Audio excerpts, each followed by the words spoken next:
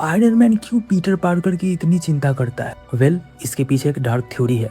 चलो बताता हूँ। According to this theory, Peter Parker Stark's Expo में था इन आयरन मैन 2। याद है वो छोटा सा बच्चा आयरन मैन का मास्क पहन के खड़ा था और ऐसे हाथ कर रहा था? According to this dark theory, वो कोई और नहीं पीटर पार्कर ही था। और अब बारी है उस डार्क ट्विस्ट की। होता ये है कि उस कियोस के दौरान, तुम्हें याद होगा स्टार एक्सपो में बहुत बड़ा कियोस हो जाता है और उस भाग दौड़ के बीच में अनफॉर्चुनेटली पीटर पार्कर के जो रियल पेरेंट्स थे वो उसी वक्त मर गए थे, उसी में मारे गए थे। जैसे कि हम सब जानते हैं कि 616 अर्थ पे ऑस्कॉर्प नहीं है और कुछ सालों के बाद टोनी स्टार्क एंड ब्रूस एक रेडियो एक्टिव स्पाइडर के ऊपर रिसर्च करते होते हैं और उसी रिसर्च के दौरान कुछ स्पाइडर्स भाग जाते हैं, यानी कि एस्केप कर जाते हैं और उन्हीं में से एक स्पाइडर पीटर को काट लेता है, जिस वजह से वो स्पाइडरमैन बनता है।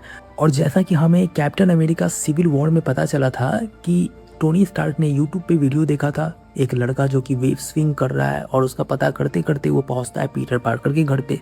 सबसे बड़ा डार्क ट्विस्ट ये है कि टोनी को एक्चुअली में पता चल जाता है कि वो बच्चा कोई और नहीं था, वो वही पीटर पार्कर है। अपने आप को दिल से जिम्मेदार मानने लगता है उसके पेरेंट्स के डेथ का, और वो स्पाइडरमैन जो बना एक तरह से वो भी उसकी वजह से ही बना था। और धीरे धीरे काफ़ी कनेक्ट हो जाता है टोनी स्टार्क पीटर पार्कर से और वो उसे अपने बेटे जैसा ही मानता है, बेटे जैसा नहीं अपना बेटा ही मानता है।